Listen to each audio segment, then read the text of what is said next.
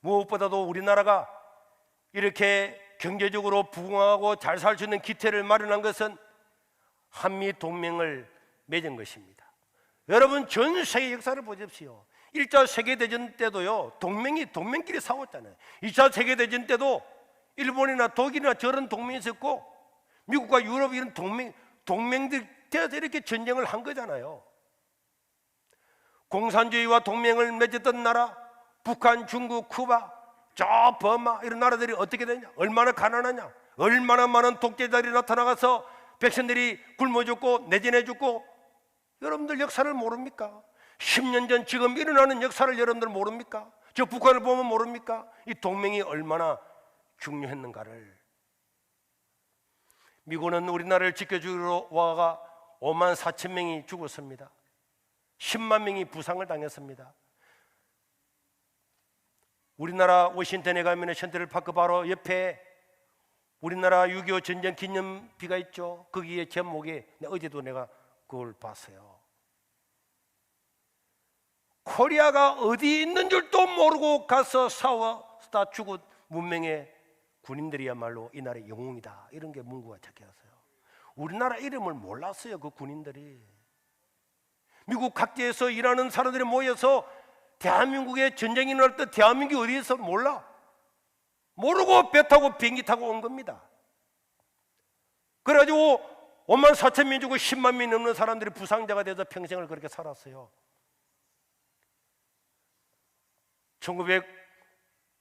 1952년도 아이젠하워 대통령이 이 많은 군인들이 젊은이가 죽으면서 나 정인정을 종식해야 되겠다 이랬을 때, 야, 이대로 끝나면 큰일이다. 적군은 계속 쳐들어올 거고. 그래서 이승만은 여기서 자기가 국제법을 배운 것들이 막 드러나게 되는 거죠. 그 이승만의 기지, 이승만의 지혜, 이건 하나님이 주신 지혜죠. 그래서 결국은 한미방위조약을 맺습니다. 여러분, 한미방위조약 알죠? 그 한미방위조약은요, 역사상 미국에게 100% 불리하게 맺어진, 100% 불리하게 맺어진 처음이자 마지막 조약이 한미방위조약입니다. 이 조약은 국민소득 100달러도 안 되는 전쟁을 통해서 완전히 망한 나라하고 세계 최강대국 미국하고 어떤 조약을 맺었느냐? 미국이 만약에 적군에게 침략을 당하면 우리가 가서 도와줄게. 자동으로 도와줄게. 그 대신에 우리나라가 만약에 어려움을 당하면 미국은 자동으로 와서 우리나라를 지켜야 된다. 이런 걸 맺으면서 이것도 끝난 게 아니에요. 미국은 지금 당장 이 나라에 와가지고 진지를 구축해야 되는데 저 부산이나 대구나 제주도에 있는 게 아니고 38선에 미군이 다 배치돼야 된다. 이런 조약을 맺었어요. 그런데 미국이 들어주려고 합니까? 말도 안 되는 소리죠.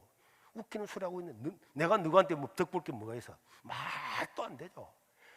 그랬더니 안 도와주면 우리가 북진 통일하겠다. 골치 아픈 거야 지금. 북진 통일하겠다네. 이승만이 고집이요. 방공포로도 자기가 미군들 전부 다 무기 좀 내려놓고 방공포로도 이승만이 자기 그냥 다 풀어푸는 거잖아요. 고집쟁이. 북진 통일하겠다면 할 거다. 미국이 할 수 없이 한미 동맹을 맺었어요. 이러므로 말미암아서 미군이 우리나라 38선에 전부 다 주둔함으로 말미암아서 김일성이는 못 쳐들어왔습니다. 우리나라를 쳐들어오려면, 서울을 쳐들어오려고 하면 미군을 짓밟고 와야 되는데 미군을 공격하는 순간에 미국이 자동으로 개입하기 때문에 이승만의 이 지혜 때문에 김일성이가 못 들어온 거예요. 그리고 미군이 주둔함으로 말미암아서 우리나라 국방비를 완전히 절감하게 되고 그 재정의 20% 되는 그 국방비를 경제 성장에 돌리게 되었기 때문에 우리나라 경제가 발전할 수 있는 초석이 되었고, 미국의 도움으로 외교적으로 우리나라를 아는 사람이 어디 있습니까? 대한민국을 아는 나라가 어디 있었습니까? 그런데 친미 국가들이 자동적으로 친한 국가들이 되어서 외교적으로 순식간에 100개가 넘는 나라들과 외교도 맺고 무역도 할 수 있는 이런 기태를 마련하게 되고, 미국은요 무상 원조를 무상으로 그냥 우리나라에 그냥 돈을 그 당시의 돈으로 21억 달러를 그냥 주었어요. 그리고 수많은 차관을 제공했는데, 그리고 전쟁 복구비로 90억을 우리나라에 주었습니다. 여러분, 일례로 우리가 36년 동안 미국의 압제 아래에 있으면서, 일본의 압제 아래에 있으면서 해방되고 난 다음에 일본, 너가 36년 동안 우리에게 압제했으니까 돈 내놔. 그거 우리나라 그거 돈 내놔. 해가 일본이 우리나라 한일 청구권에 가서 돈 준 게 5억 달러인데요. 공짜로 준 게 3억 달러고, 그냥 빌리 준 게 2억 달러, 5억 달러였어요. 이해가 됩니까? 36년 동안은 일제 압제 아래서 고생했던 우리들을, 그걸 돈을 받아낸 게 5억 달러. 그것도 공짜 빼고 나면 그냥 3억 달러 받아, 3억 달러. 근데 미국으로부터는 120조가 넘는 돈을 무상으로 받았다니까. 여러분들은, 이 어른들 세대는요, 미국이 우리를 그냥 먹여 살렸어요. 학교 가면 강냉이 죽이고 빵이고 다 공짜로 줬습니다. 제가 군대 갔을 때만 해도 나가서 한 번 타면은 그 생명수당을요 전부 다 미국에서 돈 다 줬습니다. 우리나라 군인들을 지키는데, 우리나라 국방을 위해서 미국이 돈을 다 대줬어요. 우리는 너무 공짜 좋아하잖아. 아무것도 없는 나라, 36년 동안 일제 압제했던 그거 5억 달러 받았는데, 미국이 공짜로 100억 달러, 120억 달러, 조네, 90조, 120조. 지금도 120조는 큰 돈 아닙니까? 지금도. 그런데 그 당시에 우리나라 국민들을 먹이고 입히고 학교 지어주고 도로 타고 다 한 거잖아요. 이걸 이승만이가 다 했다니까. 이 협상력이요, 어마어마한 협상력이에요. 그리고 무엇보다 중요한 것은 자유시장 경제를 구축했습니다. 자유무역을 하게 했고요. 그 다음에 무신론과 윤물론을 가리키는 공산주의와는 절대로 통합할 수 없다. 이 신앙에서 나온 거예요, 신앙.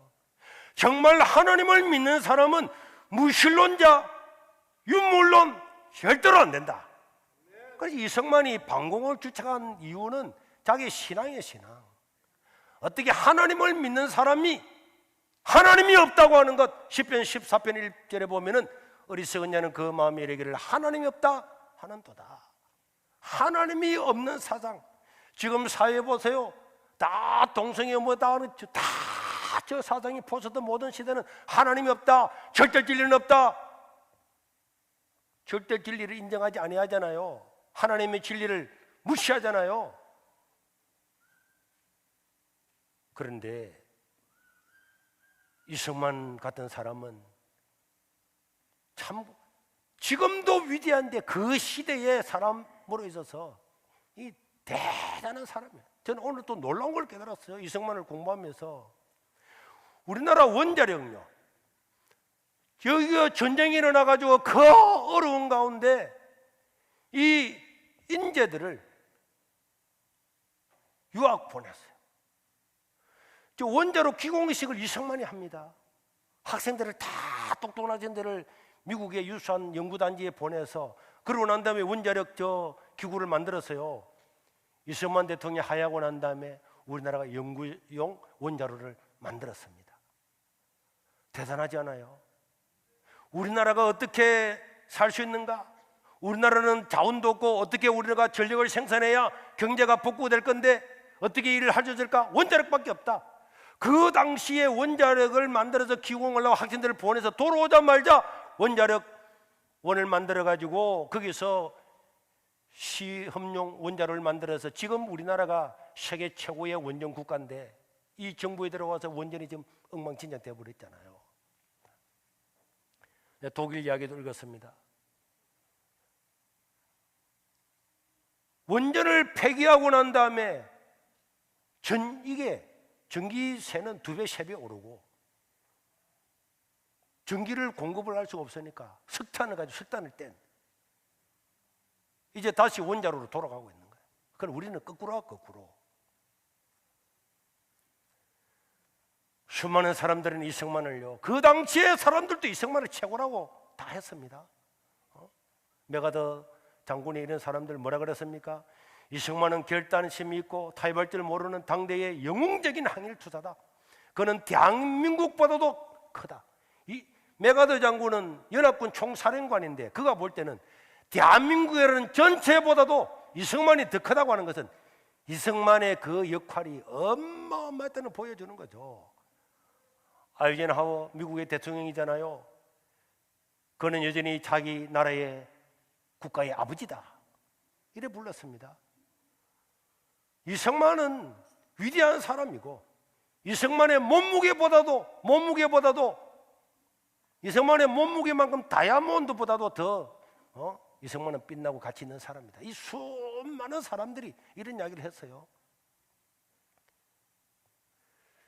전 세계가 극찬을 했는데 전 세계가 극찬을 했어요. 그리고 이승만이 부정선거, 이승만 자기 자신은 부정선거 안 했어요. 이승만은 4대 대통령으로 그냥 자기 혼자 나갔기 때문에 다 한일 당선, 누구도 이게 대적자가 없었어요. 이승만은 죽을 때까지 한다. 그런데 이승만이 나이가 많았기 때문에 이승만이 죽을지 모른다. 그래서 부통령 선거가 중요했어요. 이승만이 만약 중간에 병들어서 하야하거나 죽으면은 부통령 선거를 하면서 부정 선거를 했는데 이때 학생들이 들고 일어났죠. 물러가라고. 그래서 이승만은 물러갔습니다. 독재자 보고 물러가라고 물러갑니까? 그리고 이승만은 하와이로 가서 우리 대한민국에서 누구 돈 하나 대주지 않았어요. 그 위대한 영웅을 미국의 지인들이 다 도와주고, 그래서 이승만이 죽었을 때, 죽었다고 해들 때 우리나라에서도 백성들이 다 거리에 나와서 장례식을 할 때 보세요. 어마어마한 그 당시의 삶으로 이승만을 추모했습니다. 그런데 왜 그 시대 사람들하고 달란 영혼을 하나도 없고 이승만 때문에 나라는 더 잘 되었는데, 그 믿음의 사람들 때문에 나라는 더 잘 됐는데 지금은 이승만 동상 하나 없냐 이 말이에요. 이게 올바른 나라입니까? 3.1운동 마치고 난 다음에 임시의 초대 대통령 되고 우리나라 초대 대통령 2대 3대 대통령, 모든 경제개발과 나라를 부강하게 만드는 이것을 전부 다 만들어 놓고 죽은 사람이 이승만인데, 이승만에 대한 동상도 하나 없는 나라가 여러분 이 정상적이라 생각해요? 이거는 절대로 정상이 아닙니다.